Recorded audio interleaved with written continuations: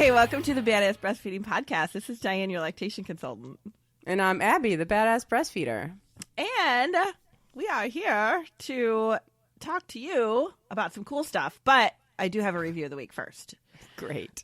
So this review of the week is from Alfol0727. And she says that this is a must for the non-expert mommy, which I think everybody's a non-expert mommy, right? I mean... I was. I for sure was. Oh my God, I don't know why I'm saying was. I'm still a mom. I'm still not an expert. Here I am. Absolutely. So she says, I was scared to death about feeding my little one even before he arrived and was lucky enough to be able to attend a breastfeeding class by Dianne Cassidy. Right away, I left feeling better. From debunking the myth that breastfeeding moms can't enjoy a drink to educating me about why my mom likely said breastfeeding was impossible for her, I just got the sense that it isn't so bad. And I have found that breastfeeding is actually amazing, and I love it so much, as does my son. I've tried to stay ahead of any potential issues by keeping up with the relevant podcasts so my son's age and development, and it's worked really well so far. Shout out to the Breast Strike podcast for being there just in time. I definitely suggest listening to this podcast. You should be able to complete an episode in one day's commute to and from work, and Dianne and Abby are extremely entertaining. So that's so sweet. Thanks so much. Yes. That's such awesome. And, sometimes we don't necessarily try to be entertaining. It just happens that way. But this is just how it is. So we are going to talk today about support, right? Yeah, ways that people in your life can bond with the baby without giving a bottle. Oh, my God. Because it isn't so. I know. Say it isn't so. Because here's the thing. So you had a baby, and now probably somebody, like your partner or your parents or your in-laws or somebody is like, oh, can I feed the baby?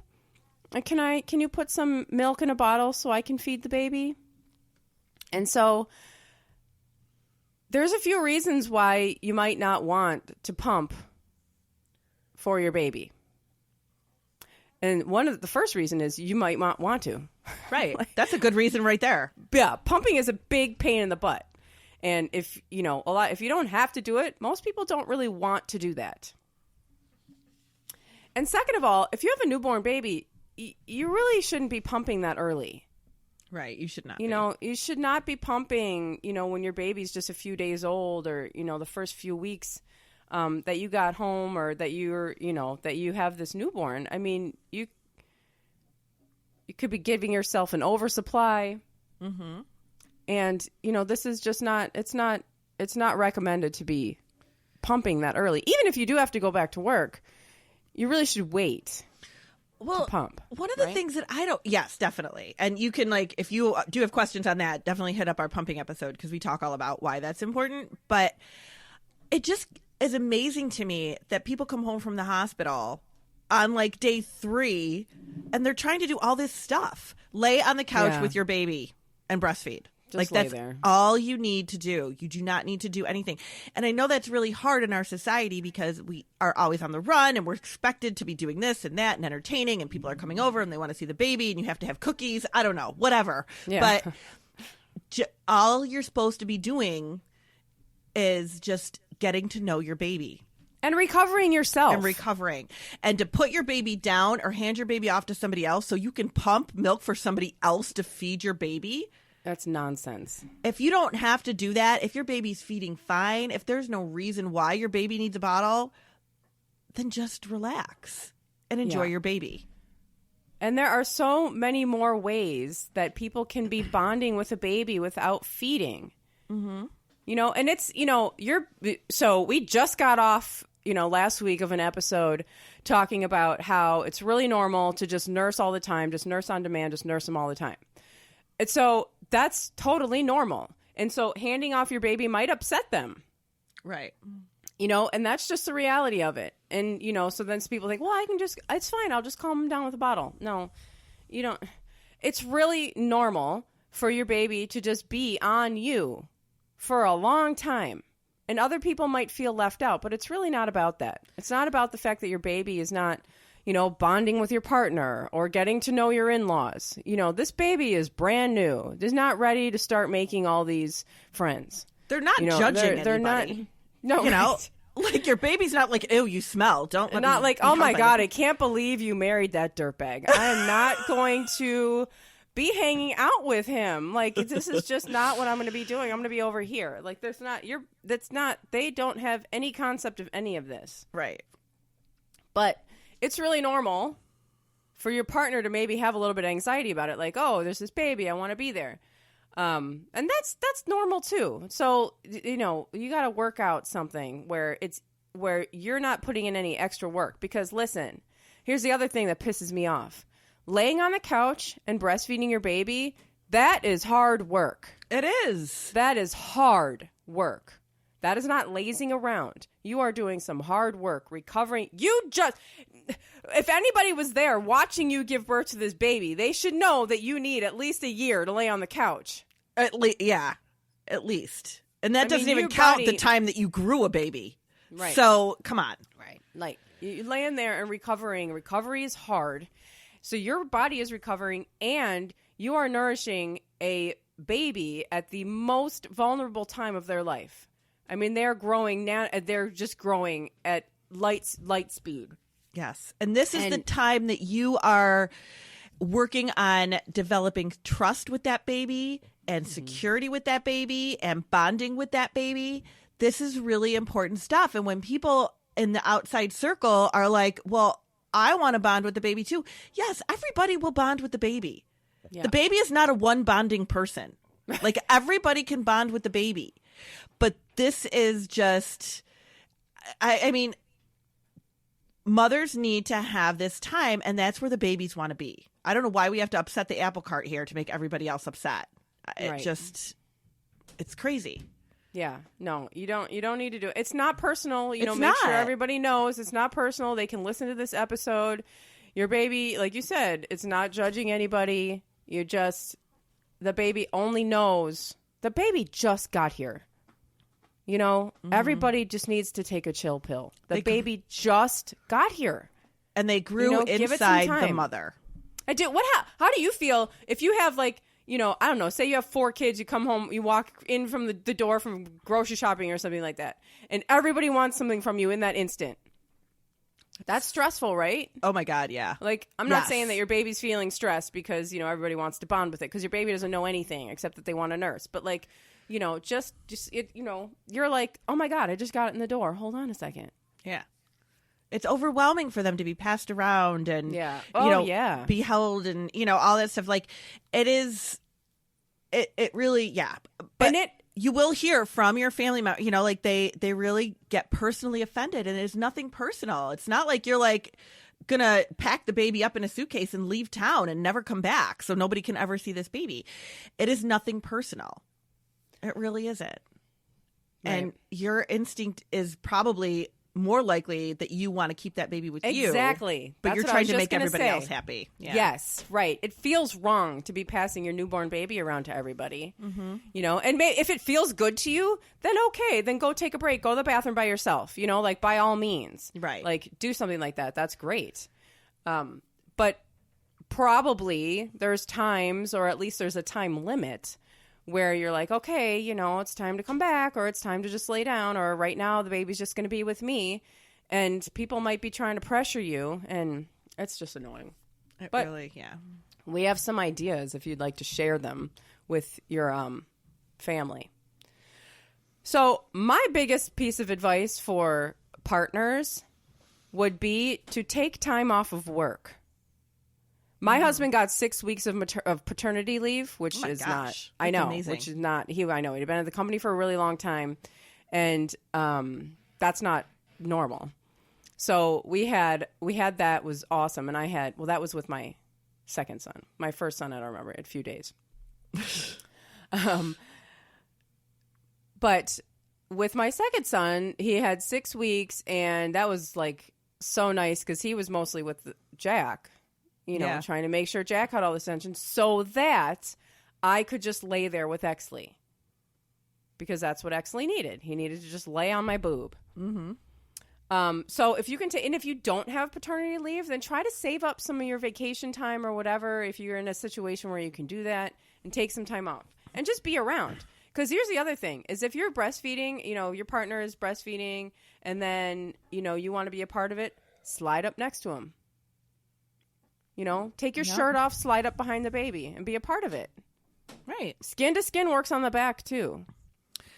And just like I always say, pass the baby off to if you want to burp the baby, like that's always kind of, a good thing if the baby's done feeding and needs to just be settled a little bit or needs to have a burp. Sometimes that's a great thing for partners to just like, okay, Yeah, right. It is the taking the time off. That is a really important piece. And I think partners don't realize how important that is. And it's important for a couple of reasons. First of all, because, here's mom trying to recover and, she got this baby and trying to figure out what to do and trying to spend all her time with the baby and probably not eating and not remembering to eat and not showering and not do it. And then dad's like, oh, got to go back to work, when the baby's a week old in most situations.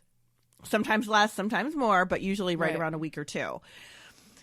That's terrifying. Like I remember when my ex-husband went back to work after I had the twins, and I was just like, oh my God, I got to be left home alone with these kids. I know. I was freaking out. I know. Like, I was like, I don't know. I'm not qualified to do this. I don't know who scared. let me have these babies, but it was scary. So like when they have to go back so soon, it really is just like, oh my God, it is really scary. But we live in this way where we have to make a certain amount of money and people don't want to take the time off. But please try to understand, like nobody's telling you, like don't take this the wrong way. But when I say like it is way more important for you to stay home an extra week than it is for you to get that week paycheck. Like that's kind of my opinion. I wish you could do that. I wish people could do that because you'll never get this time back. This is really important time.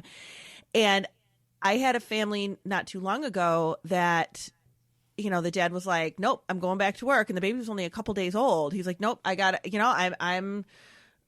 I gotta make the money. I gotta go back to work. But then they would come in and say to me, but the baby doesn't sleep well. So I gotta go back to work in 2 days. How am I supposed to do that with the baby not sleeping? It's like the baby's 4 days old. Of course, the baby, like, I don't know. That's a very real problem. If you're going back to work, if dad is going back to work and the baby is a week old, nobody's sleeping. So I hope you're not like carrying a gun or working heavy machinery because it's probably not going to be the best idea. It's just really, really difficult to get back into a routine like that. So if you can take the time off, even if it feels like, oh my gosh, it's a hardship, even if it's like an extra day or a couple extra days that you can take off, it is so worthwhile. It really is. Yeah, and these schedules, I mean, I always say this, but the whole schedule, the obsession with schedules in our culture really started with this 40-hour work week. We started scheduling our lives, our babies, our newborn babies, our tired parents, around 40-hour work weeks.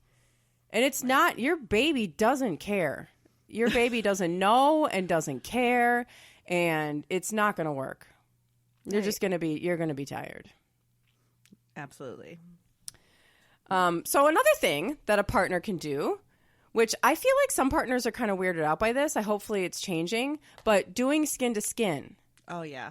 Take your shirt off and just do skin to skin. You can even use a carrier. Have if you have a newborn, we're talking about getting a carrier all the time. Make sure your partner knows how to use it too, because it's really helpful. Because you can just take, they can take their shirt off, they can put the carrier on, and then they can, while after the baby, has nursed, and maybe baby can take a nap with you. You can even like lay back on the couch like the breastfeeding parent does, and just put the baby on there and have the baby nap right there, like they normally would if they were nursing. And so there's like that skin to skin thing. Even when I had my home birth, the midwives were like, take your shirt off, man. Like, what are you standing around here for? Take your shirt off. You're about to hold this like cheesy baby. Yeah. While we get her out of the tub. I mean, that's just absolutely. I think it's becoming more of a thing. But I mean, partners, especially male, especially husbands. I mean, like not even that long ago, where they weren't even in the birthing room, right? Yeah. So it's really I think we've come a really long way of having more like involvement, and that's like it's it's helpful. It's also like I really think it is what men want. Yeah, they want to be generally able to want to be involved, this is kind of what we're talking about anyway, right? Yeah. And I'm not just talking about husbands here, like, grandma can do it, grandpa, whatever. People can just hold this baby. People can do skin to skin with this baby. It is not weird. No, it's not. It's totally normal. They can have the carriers. My mom carried Exley as a baby. I would carry Jack because he was really big. Like we walked to like the local restaurant after Exley was born, and I would wrap Exley on my mom in the Moby and like just put him in there, and then I would put Jack in the carrier, and we would just go like that. I think when people think about bonding with a baby, for some reason feeding got linked to that. And I know that feeding is a big deal, and I'm Italian. Wherever people are, we eat. Like, it is just, like the food brings people together. The food is, whatever. And people just think, well, if the baby's not bonding unless somebody's feeding them. And honestly, like with babies, I think bottle feeding is not the best bonding time. Like you're not really interacting with them, like you're not. I don't know. Like when people ask me, I had a mom that asked me not too long ago, like the baby was probably 3 or 4 months at this point. She's like, my husband wants to try to get more involved and build more of a bond. What are some things that we can do? And I'm like, have him respond to her. When the baby wakes up from a nap, have him go and get her and change the diaper. The baby cries and wants to be picked up, have him go and get, Yeah. Why does it have to be that I only want to bond by feeding. I don't want to bond by changing a diaper. Who wants to do that? Well, yeah. Bathing, give the baby the bath, have that be your time. Put the baby to bed at night. It doesn't have to be mom that does every single thing with the baby. Right. No, I mean, responding. I think that's, when the baby is upset, responding, maybe the baby wants to nurse. So you try a little things and it doesn't work. So hand the baby back. But, right. I mean, a lot of people bottle feed and that's totally fine. But I don't, that's not like, I don't think that we need to equate that with bonding. Like the baby is swallowing something that I've put in their mouth, and so we're bonding. That's not. I think that people see a person breastfeeding a baby, and they're like, "Oh my God, that is just the most ultimate, amazing thing ever. I want a piece of that." And so they associate that with like, oh, well, I want to be able to feed the baby too. Except again, breastfeeding is so much more than food. That's not what's going on. It's not like, oh, I'm eating breast milk from this person, therefore I'm bonding with them. That's not what's happening. It's like I'm close, I'm touching, I'm warm, I'm this person is responding to me, I feel safe with this person. That is the bonding part. There's hormones that are being released. Right. It's like this whole thing. That doesn't have to involve feeding. I mean, that doesn't have to involve like, well, so therefore you need to get some of that breast milk out of that breast so I can put it in the bottle and then put it in the mouth. You're not translating what's going on there just by doing that. That's more happening when you're doing skin to skin. Again, when you're like, when you're rocking a baby that's fussy, when you're like you said, we're responding to the baby when they're just responding to them. Right, when they need something. That's when you are going to be bonding with them. And also bonding takes like a lifetime. So it's not like don't panic. Like it's going to happen. Right. Like bonding doesn't end at a certain age. Right. It's not like, oh, we're bonded so we're done. Right. No. It continues on. Anybody with like, like adult children or like this goes on for a lifetime. Mhm. Absolutely. I mean, relationships kind of, ebbs and flows, but they definitely like you continue that bond and you continue to build on it as they get older, just like you do in any relationship. Right. It's a relationship. So just Like, because people want to bond with a baby in the first month of their life, or if they don't bond with them in the first month of their life, they think they're never going to bond with them. That is not the case. What I wish partners understood, and support people, whether it be grandmas or whoever is there with mom after the baby's born, what the best thing that they can do, in my eyes, is to support the mother. Yeah. Do things for her. Bring her things, let her relax, encourage her to relax and just sit and feed the baby. Encourage her to, have a meal or whatever. Bring her food, do things that she needs to have done. You should be taking care of her.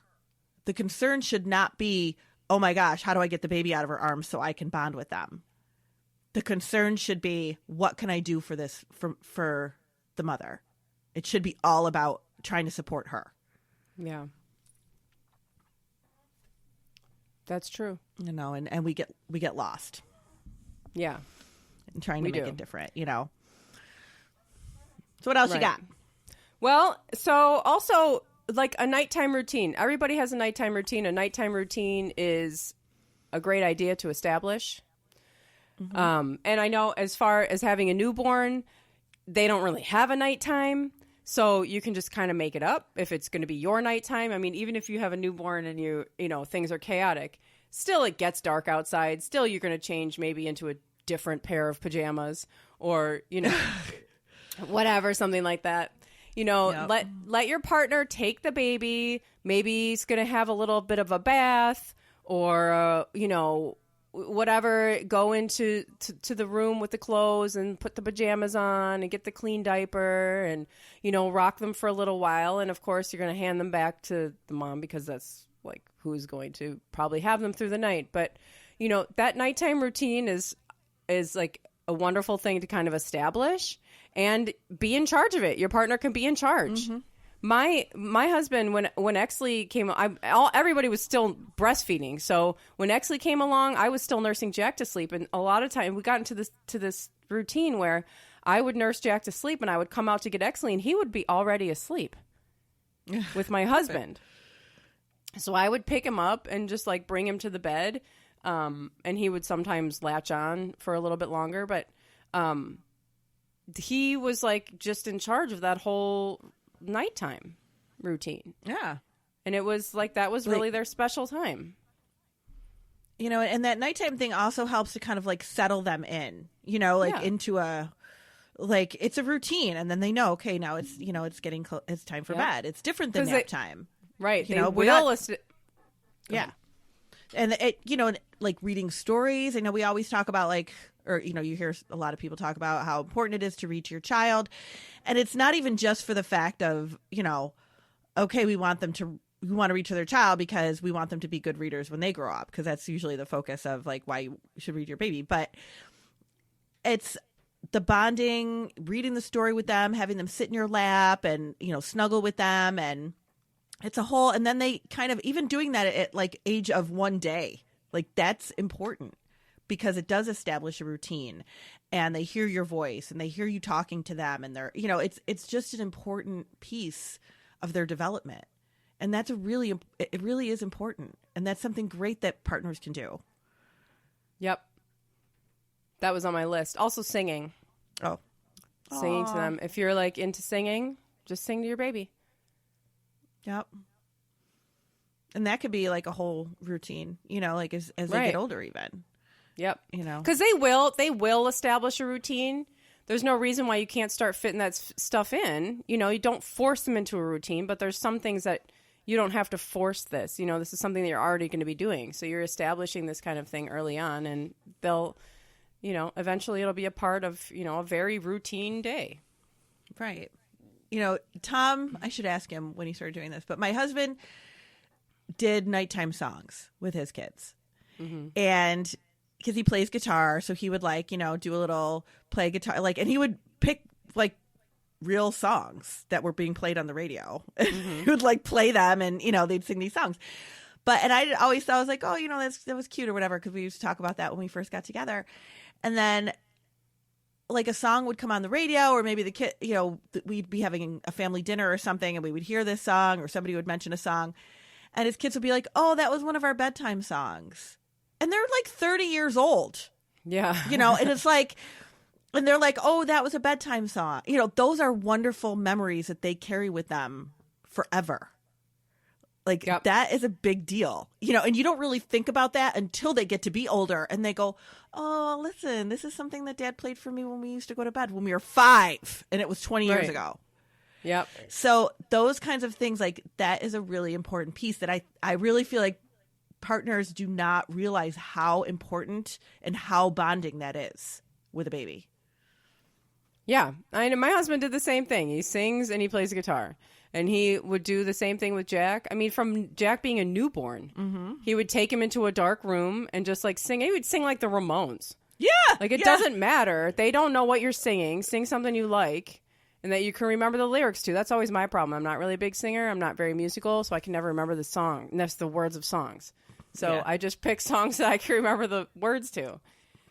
And then playing the guitar, I mean, they're hearing music and you're sharing their hobby with them. And you're like, my husband used to just put them like in the little, you know, some sort of like lay them on the ground or like sit, you know, prop them in some kind of baby device. You know, there's like 1,000 of them. So, you know, they would just play the guitar and I would come down, I could hear it. And I would come downstairs and he'd be playing the guitar and Jack would just kind of sitting there staring at him because he was so little. But that's what they would do. It's fantastic. Yeah. And you could do, you know, so there's things also that, you know, you like, they say you should be doing with your baby, like tummy time. Oh, yeah. That's partners can be in charge of that. They can be in charge of bath time, like you said, diaper time. And taking if you have like, again, with the carrier and your partner can go outside, taking them on walks outside, get them in the sun, get some fresh air. That's okay to do. Sometimes people think you're not allowed to take your baby outside. You can. And when we say don't take your baby outside, when people tell you that, it's more like maybe don't bring them on a city bus, you know, like that kind of a thing. It's not like you can't go outside and walk around. Even if you want to go to Target, like you can do that. Don't let people touch your baby. That's all. We're talking about like close environment with lots of people that are germy and might be touching them or breathing on them. And, you know, but if you're like in this big open space, you're okay. That's fine. You can go for a walk. That's also the great thing about a carrier is that they're at your chest and people can't Nobody's reach touching them and they can't, and they're protected and they're near you. And yeah. Yep. I tell people that all the time when they say to me, especially when I have babies that are born like during holidays and they're like, well, you know, we're supposed to go to Christmas at, you know, whoever, my aunts, and there's a zillion people there. And, you know, I'm like, put him in a carrier. Nobody will touch him if he's on your body. Yep. I'm like, oh, he's sleeping right now. Right. It's like nobody's like the feet hanging out. Space.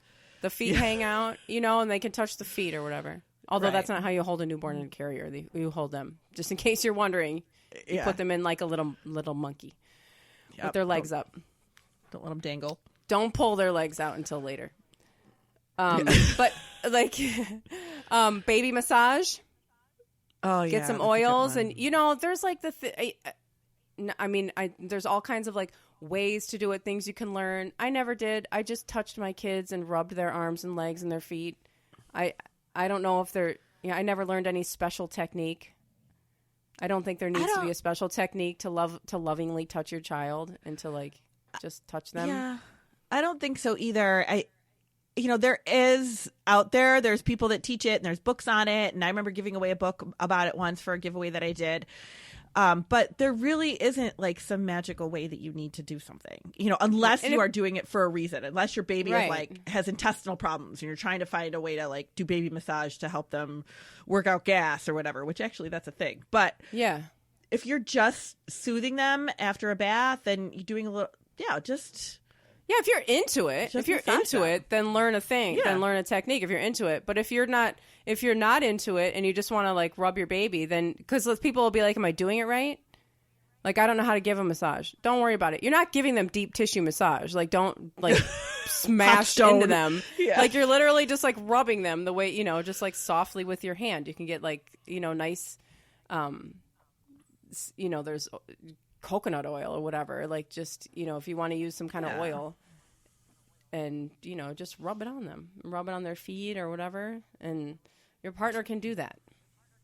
It's a great way to interact with them. Yeah. And one of the things my husband did from like my first son was like hours old. The first thing that he did with him when we were still in the hospital is he watched a Red Sox game with him. Aww. And you can like totally, your partner can do the, they think, well, they're too young to watch football. They're not. They're just going to be, you can tell them about it. Like sit there and tell them about it. You're talking to them. They can hear you. They can hear your voice. Just do the things that you're interested in and show them those things. Share your hobbies with them. And you think it's silly with a 2-day-old, but it's not. It's not. It's not. Tom used to do that with his boys, too, with hockey. He used to keep them on his lap and watch hockey with them. Yeah. And it's, just for them hearing your voice and being held by you and hearing your voice and you're talking to them. Like, that's important for babies. It's part of learning. It's part of developing. It's, part of the bonding process with them, too. And you don't think you're doing anything at the time, but it really is. It really is doing something. Yep. That's all I've got. That's all you've got?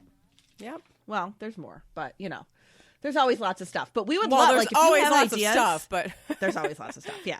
We can't talk forever, though. Nobody will listen to us. So if you have other suggestions, like, we would love to hear them, because this is really an ongoing thing that we hear all the time with families. Like, how did my partner bond? Or how does, my mother wants to feed the baby. What should I do? And, if you have suggestions, we would love to hear it. And do not be afraid to say, well, I really don't want to pump a bottle.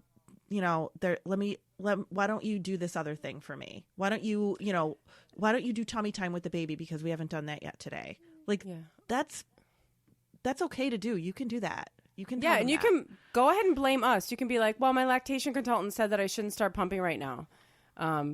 Just if that's easier, then just do it. Just say that. Absolutely. Absolutely. And I know people want to help you by letting you sleep and stuff like that, but co-sleeping will help you sleep. Yeah.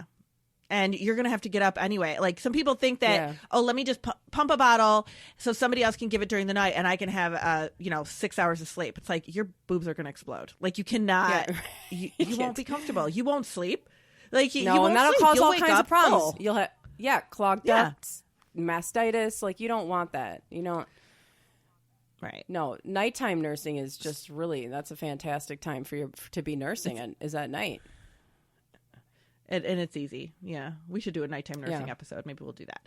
Yes. But definitely let us know if there's anything you want to share with us.